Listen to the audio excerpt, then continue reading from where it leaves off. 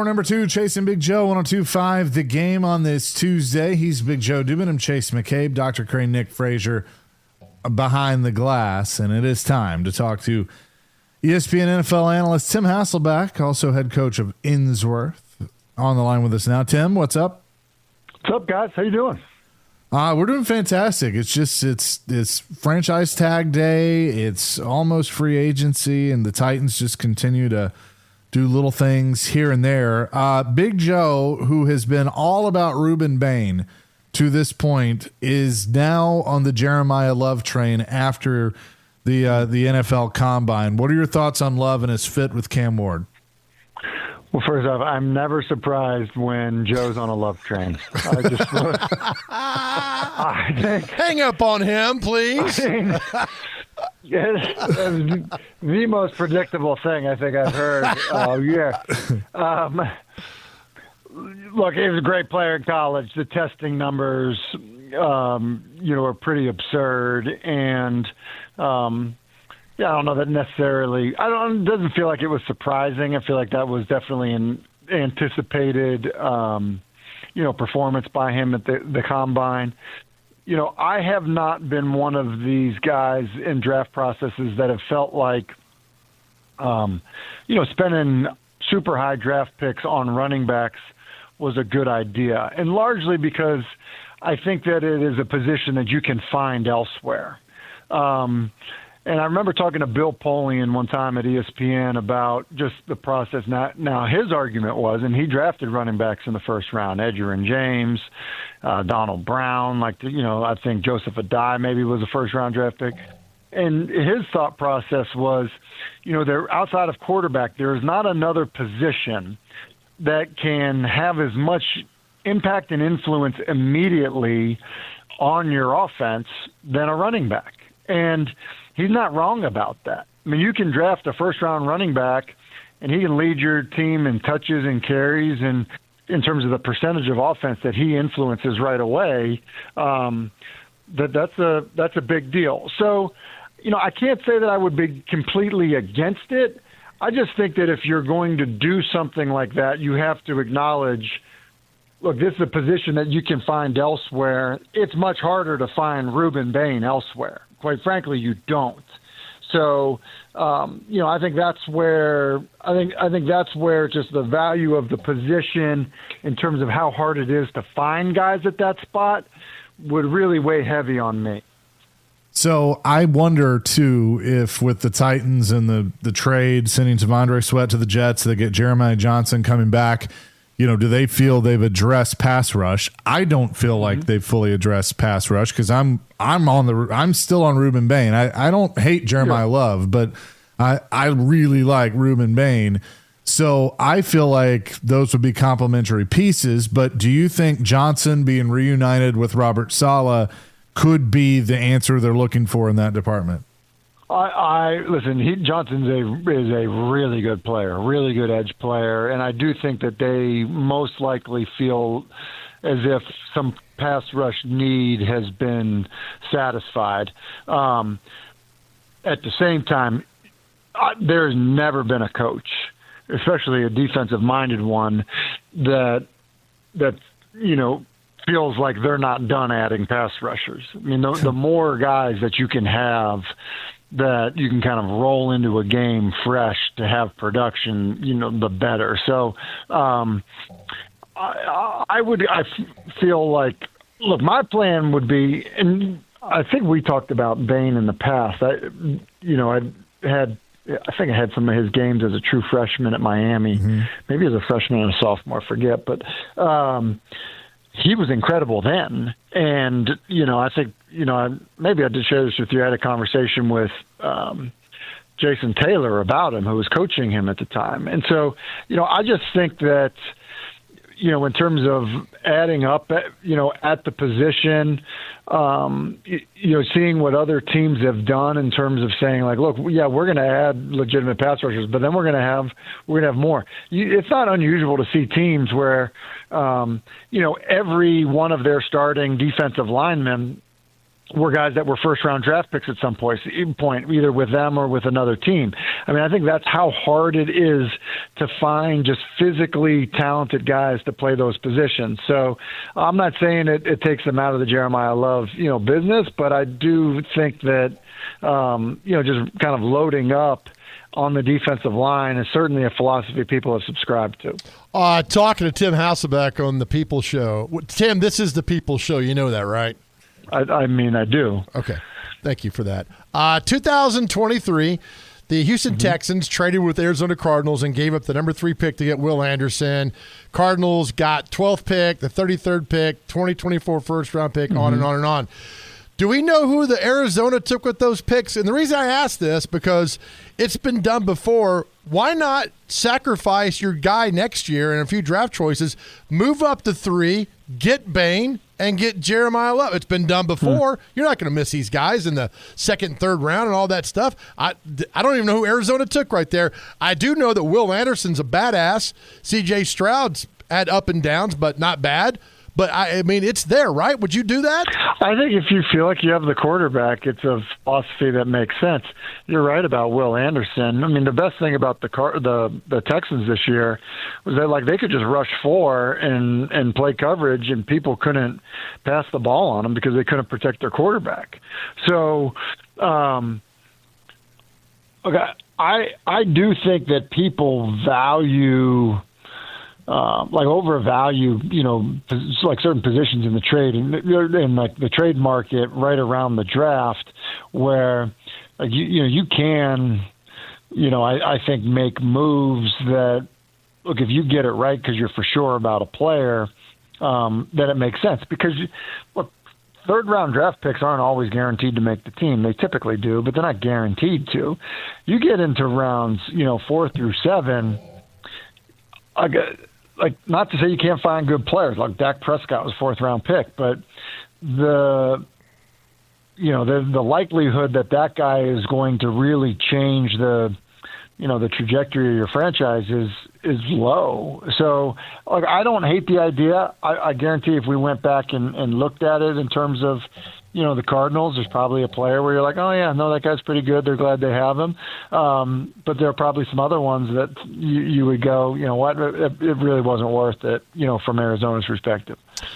What about Wan'Dale Robinson? Reports out there the Titans are going to aggressively pursue him in free agency. You like that? They need receivers, and Robinson's been a good player and played through up and down quarterback play for the Giants. So I don't hate it from a standpoint of a young, talented free agent who, I think we all probably would agree would be, an upgrade to the receiver room.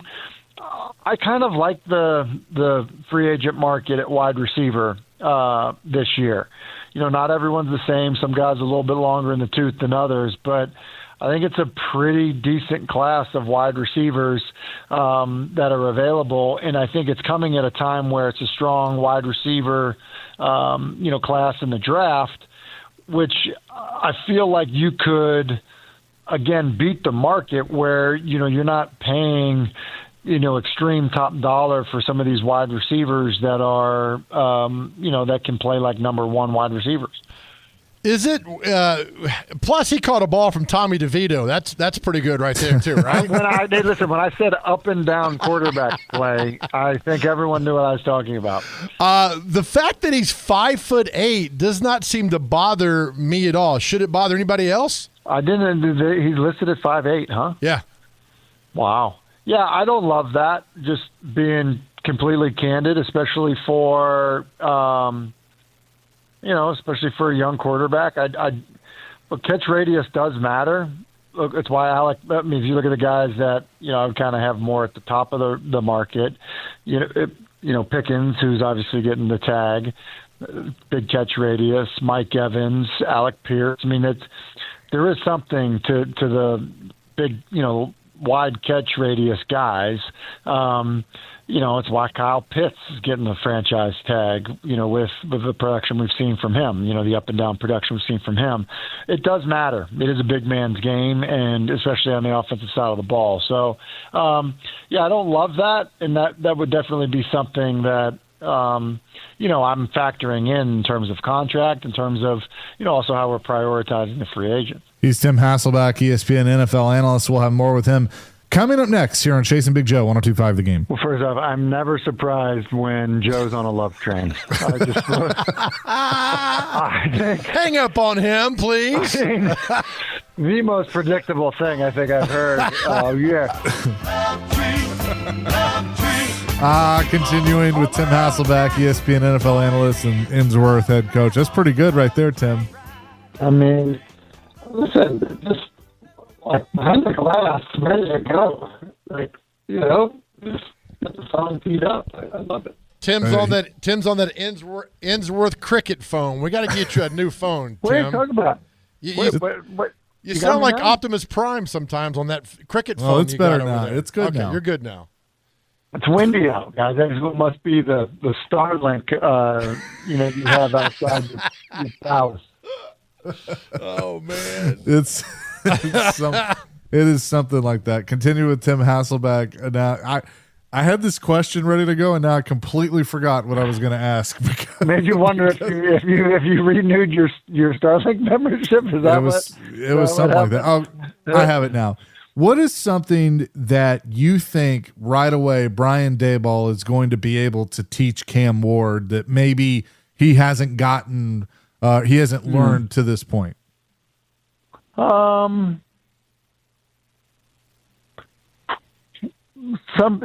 hard not knowing, what things were instilled in him. But I think the equity that Brian Daboll will walk in there with will be, the other quarterbacks that he's worked with and had success with.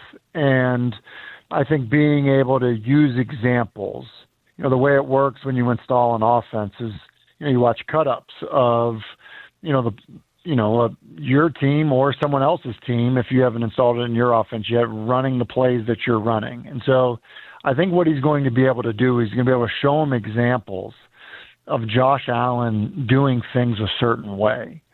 And, and probably to an extent, Tom Brady doing things a certain way, and probably to an extent, even Jackson Dart doing things a certain way.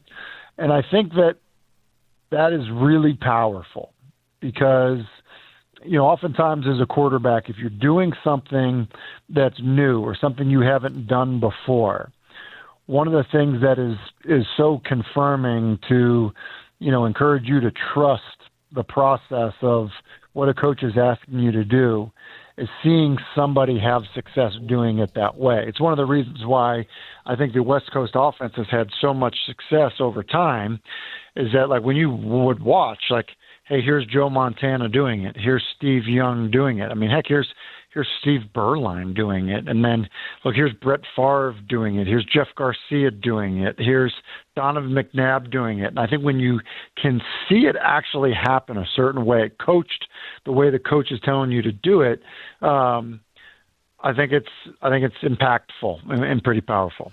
Chase and I commented, Tim, on the last part of the season, the last probably 4 to 6 games, Cam Ward looked like a maverick out there. Like, the coaching staff's not going to be here. I'm going to do this and that.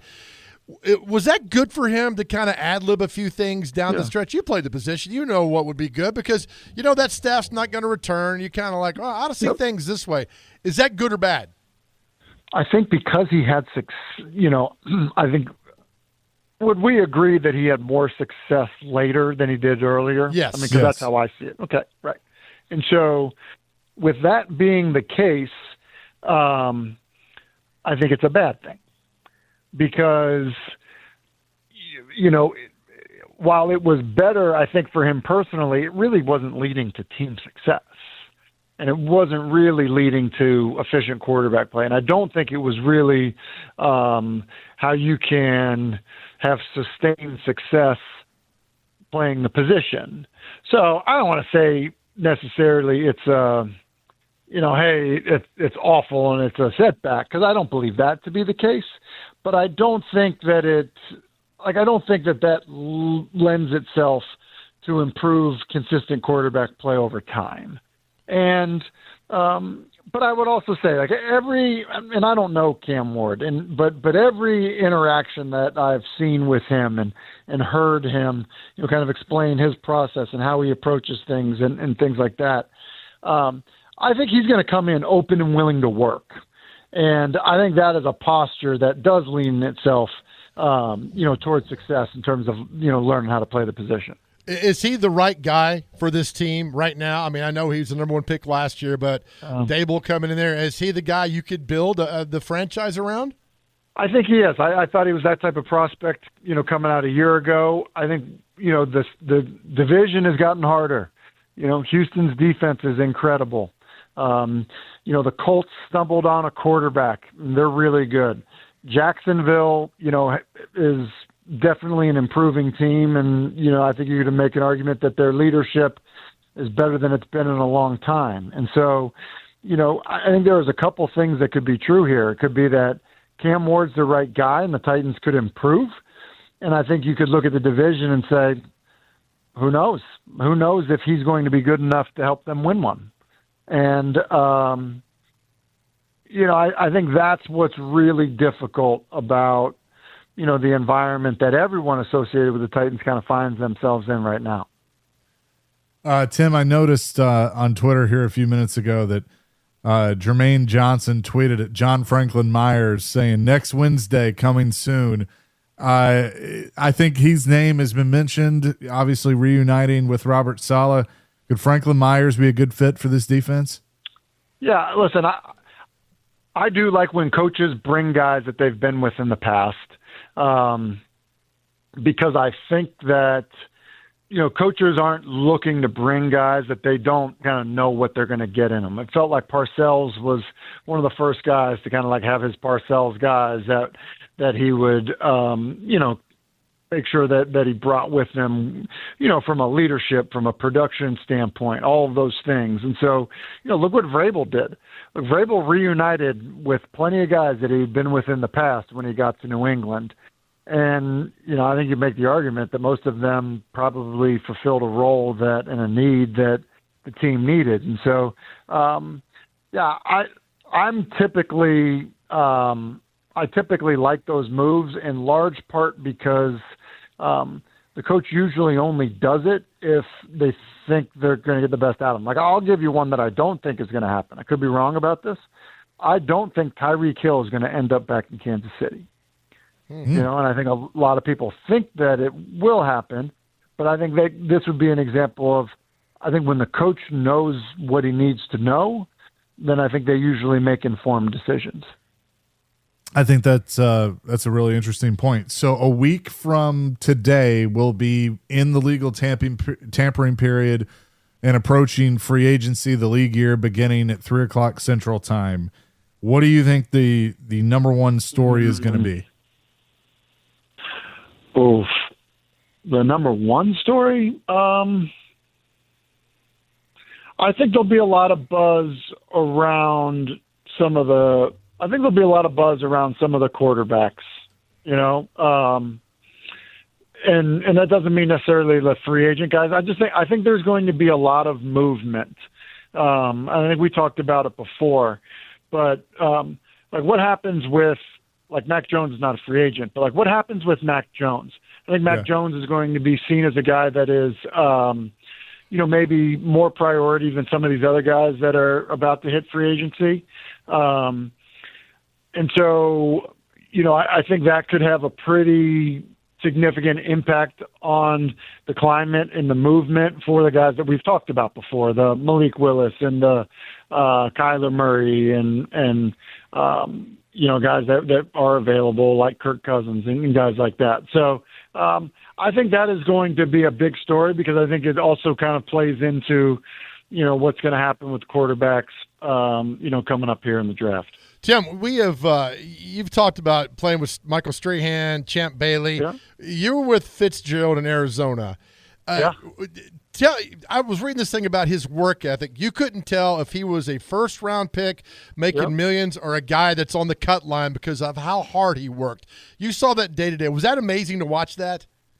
He was amazing, in regard to that. He I think one of the best things about him is he was always willing to be coached the way that, the last receiver on the roster was getting coached. And so, Todd Haley was the offensive coordinator at the time, and Todd, had coached receivers and was, kind of known to be relatively abrasive and hard, on receivers in general, but on players, period. And it was good. Like, if he was going to yell at Jeremy Urban or Steve Breston, then he was not going to be, worried about, yelling at Larry Fitzgerald. And Larry, responded to it as if he was, an undrafted free agent and was trying to make the team. So I have a ton of respect for Larry. He and I are pretty good friends. We actually were on kind of the camp circuit with our high school age sons a couple of years ago. And, he's a really unique guy that is what he accomplished as a player at his size was really remarkable. They don't make there's not a Larry Fitzgerald around the corner, is there? I mean, those guys are few and far between, I would think. Well, and I think there was a lot of talk about him not being super fast, but he ran a lot better than people realized, and he was unselfish. He was, he wanted the ball, but if he didn't get it a bunch, he wasn't going to complain about it. He did things the right way, and I think that that's carried over to his post-playing career. And quite frankly, it's why he's been as successful as he has been, since playing football. He is Tim Hasselbeck, ESPN NFL analyst and Innsworth football coach. Tim, great stuff as always, and we'll talk to you on Free Agency Day next week. Sounds good. See you, fellas. Enjoy the love train. Absolutely. That is Tim Hasselbeck, ESPN NFL analyst, joining us here on the program. I guess we'll talk to him the day before free agency next week, but I can't keep my days straight. That's there will already be deals that'll be out there. We'll have plenty to talk about.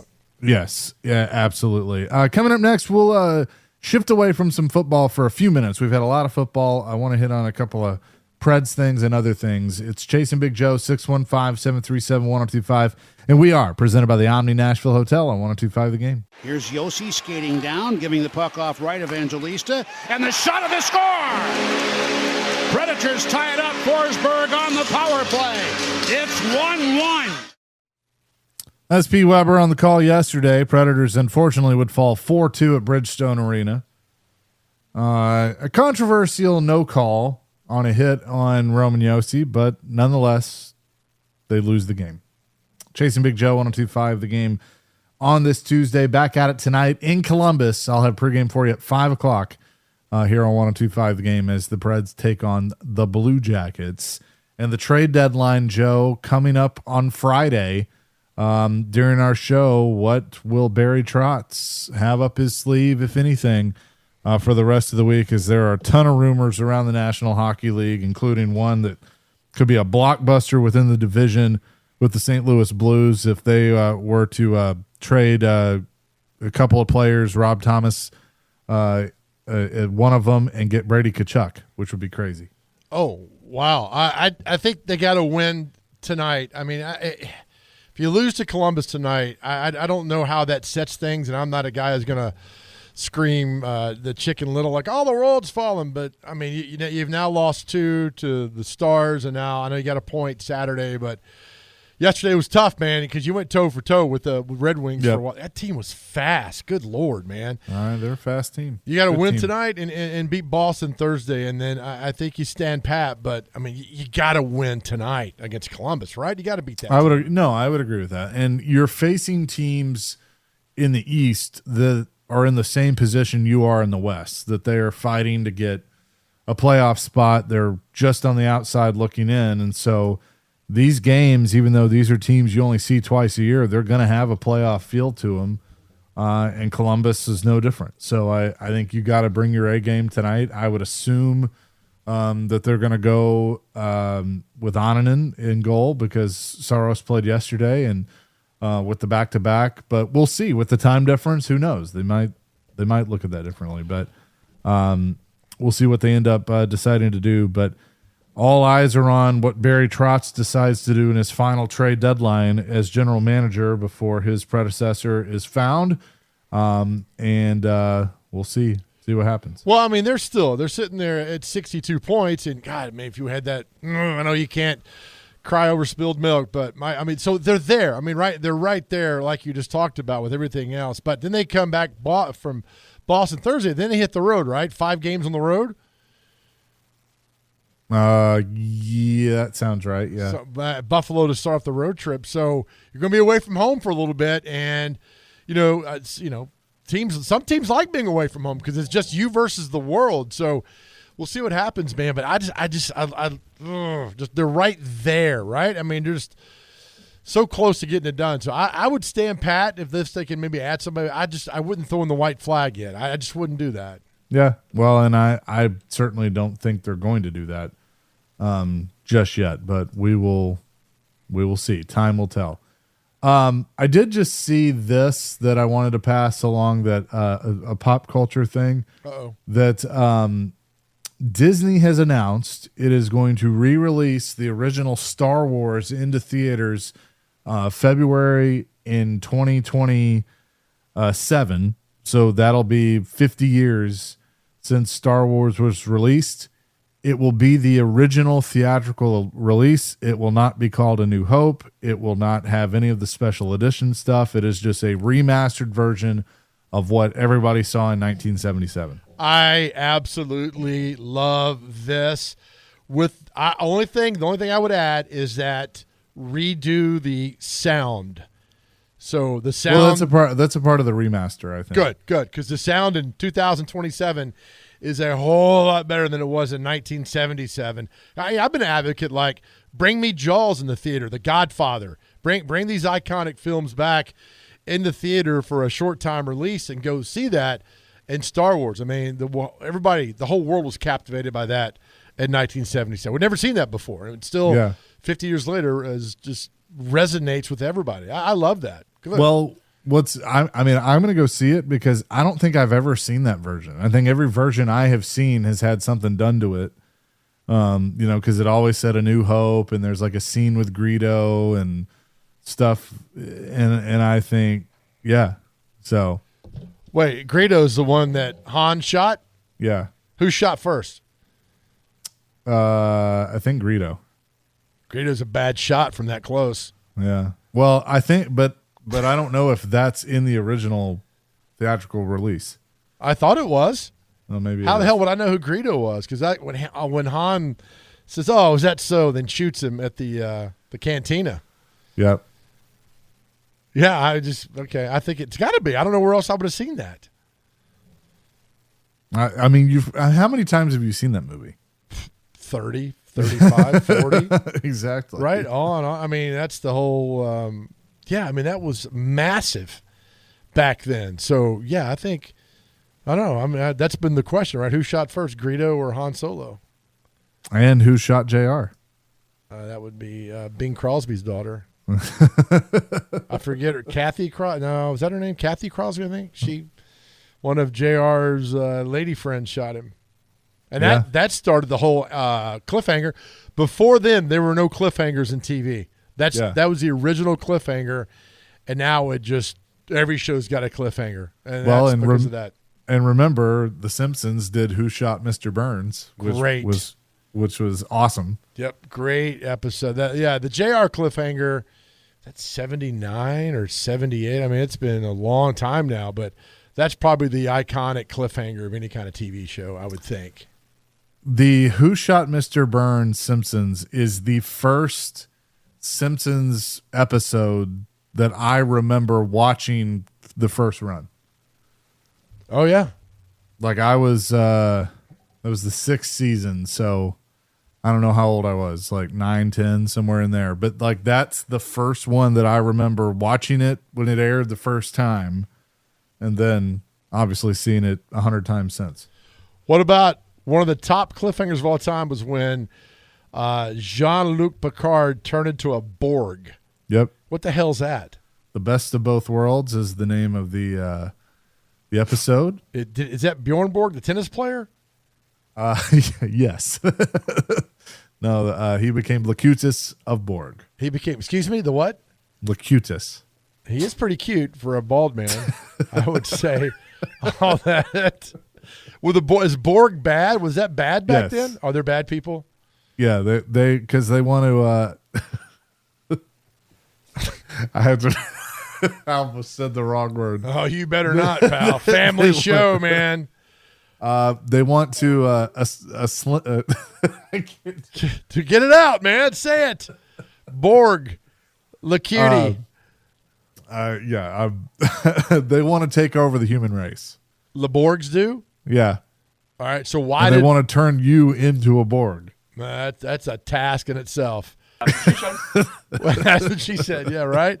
So did Picard become a Borg? He did. He was assimilated by the Borg. Okay, and then how'd they get him back? Turn the power off? Oh my gosh! They rebooted him. gave him a little 2.0, man, and he was back again. Look, here's one. We need to update him to the next iOS. He'll be fine. Here's one that I think a cliffhanger, which is badass.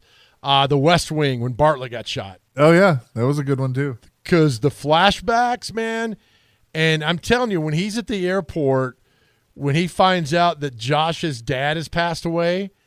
That is some of the best acting and drama in the history of television / movies at the airport. I mean, it's so good. And then Josh, is it Josh, right? The guy, Bradley Whitford's character? Yeah, Josh. And then he goes, I'll go to the funeral with you. He said, no, man, you got to go to California. You got to win this election.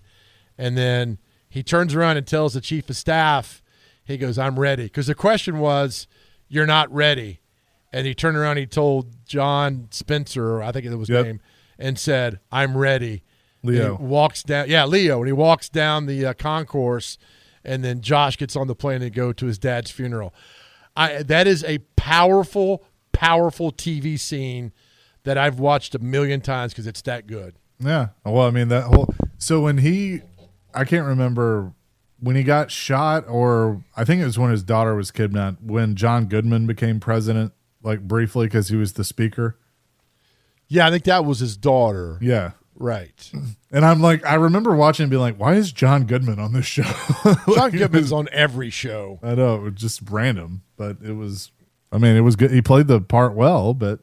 I bet you cried when Ross said Rachel when he was going to marry that girl on Friends. I, Ross, take thee, Rachel. Yes, I did. Yeah, that's an iconic cliffhanger moment, they said. People are still mad about the no call on Yossi. Yeah, it was a very bad missed call. It was a slew foot. It should have been at least a 2-minute penalty, and that goal never would have counted for Detroit. I'm not going to sit here and blame that one call on them losing the game because I don't do that, and Andrew Burnett didn't do that either. But that was a really, really, really bad missed call. I think the whole section stood up, right? Like, if I can see that, then I don't know how they missed that. That right there is what the NHL needs to do. If Joe Dubin says that's a bad call, then they need to make the ruling of, okay, well, if Joe says it, it's got to be true. Because it was the truth. I mean, you looked at me and was like, that was a terrible call. And I'm like, you don't even know what this is. Right. So that's right. I mean, when I put down my Mick Ultra and I'm like, that's a bad call, then it's a bad call. So, yes. Yep. So it was. They missed it. But, try and get 2 points back tonight in Columbus is all you can really do. Speaking of hapless franchise, right, is Columbus the Arizona Cardinals of the NHL? Probably. I mean, who else would it be? Buffalo? Well, ironically, it was Arizona, but now they moved to Utah. Right? I mean, I just think you think Columbus, like, that's easy. They'll win this 7-0. So I just always think that way. Yeah. Well, it's time to go to break because River is informing me he needs to go out. So I'm gonna take care of that. Tell him to hold it. it. I know, right?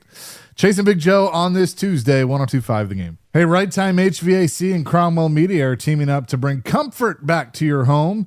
Is your heating system struggling or completely out of commission following the winter storms, or maybe you want to get ready for the summer?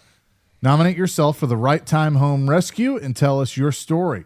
Enter today at theGameNashville.com/HVAC, and you could win with a new HVAC system installed by Right Time HVAC. Right Time HVAC is locally owned and operated There's never a wrong time to call. Right time. Check that out at thegamenashville.com. Chase, one of your Braves is facing an entire 162-game suspension. Yeah, I don't get this. Profar, he missed half the season last year because of a banned substance. So you would think, okay, you're past that, and then now he's gotten popped again. I think I saw the PA has said they were going to dispute it. We'll see, but that would be a huge hit for the Braves if they don't have him for the whole season. He will forfeit, if this goes through, the entirety of his $15 million salary, being eligible for the postseason. Profar will be ineligible for the upcoming World Baseball Classic, which Nick Frazier cannot wait to start. He's going to represent the Netherlands. Okay. They get baseball in Netherlands, I guess, huh? I guess so. Xavier Bogaerts plays for that team as well. And the Braves have already lost 2 pitchers in spring training? It's not. It's Spencer Schwellenbach and then Hurston Waldrop. Yeah, it's not good right now. Okay. It's not good. He got last year busted for – I'm not even going to read this on the air because I might get fired. A hormone typic okay. Oh, yeah, that. I know what you're talking about. Can I say this? It's in the ESPN doc. A hormone typically made during pregnancy that can encourage testosterone production. Yeah. So he got popped for that. Yep. Okay. All right. Yep. So who knows? I don't get it. Like, you get in trouble once, why do it again? Yeah. I mean, they're going to find out what's going on. He had a nice little career for the Padres. He get popped out there for the Padres at all? I don't think so. Okay. It is a bit interesting. He does come from the Padres, where Fernando Tatis Jr. was also suspended for PEDs. Yeah. So yeah. something might be a little telling there. What are we doing out there in San Diego? What are you trying to say there, Matlock? I'm just saying that he probably is using something similar to what Tatis did, because Tatis used a, air quotes, over-the-counter drug to basically cure his ringworm that he had. So, okay. All right. Well, by the way, when does your WBC start? It starts tomorrow. Excited? Well, we got an exhibition game coming on in a few minutes. Taking on Tony Vitello and the Giants. Yep. Oh, really? So if there's a member of the Giants that's on Team USA, who do they play for? Team USA. Okay. This happened with Derek Jeter and the Yankees in spring training back in 2002. Don't quote me on the year, but that did happen. Oh, man. So if I'm Vitello, I hit him. It's a pitcher, though. Hit him. Logan Webb doesn't hit. All right. Well, so pitchers aren't going to be up there? Yeah. There's none of that? Okay. Maybe in batting practice. By the way, why has it always been that pitchers are very athletic, but when they go to bat, they look like us? They look terrible. Like very unathletic. I don't know. Depends on the pitcher. I mean, Greg Maddux was probably the best baseball hitter of all time.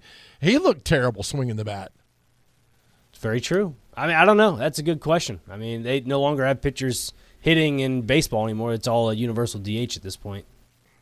I miss when pitchers were hitting. That's the one thing. Like, I liked it when the pitchers hit.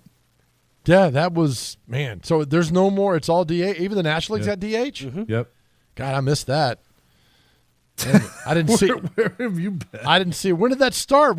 I missed that memo. Probably about 5 years ago, maybe. Okay. Yeah, during COVID. I mean, may rest in peace, but Rick Mahler, when he pitched for the Braves, looked like me. I mean, to see him up there pitching, he's out of shape, but he was great, man, as a Brave. I default to all those Brave pitchers in the 80s. They were just Paul Ossenmacher, Gene Garber. I mean, there were some really Ed Olwine. I mean, there were some bad pitchers the Braves had through like 84 to 90 were just terrible. Well, if you want to satisfy your modern-day fancy, go and watch Pat McAfee from yesterday. He did it with Clayton Kershaw, a little BP action.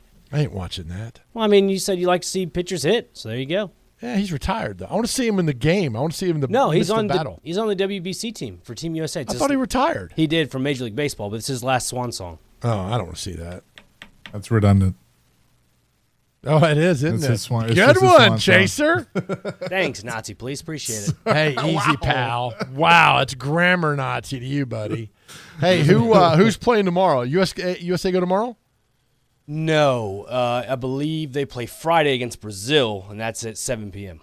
Well, your eyes got all. Does Brazil got somebody good on that team? I don't think so. No, I have to go double check that roster, but Team Israel's pretty decent. They got Kevin Youkilis as the manager, I believe. Youkilis. Let's see. Italy, I think, may have Sal Frelick again. Mike Piazza's the manager of that team. Then you have Mark DeRosa that's coming back with USA. So all I care is that we kick Canada's ass. It's very doable. All right. Do they have anybody on their team? Freddie Freeman. I ain't worried about him. All right. I just want to talk more about Dr. Crane being bad luck because that made me laugh. Right? He's going to find out these Padres, what the hell's going on out there in San Diego. There's a lot more that I've found out than y'all think I know. Just remember that. I did a deep dive on Andy Griffin and Griffith. What's his name? Griffith, right? Is Matlock. And everybody hated him, on the set. He was grumpy and mean and nobody wanted to be around him. Well, kind of like you. Yeah, right? I mean, he got the job done. He got the job done. And the best thing about it, he got the job done in less than an hour. He sure did. Coming up next, we talk to John McClain. Speaking of getting the job done, he will join us next here on Chase and Big Joe, 102.5 The Game.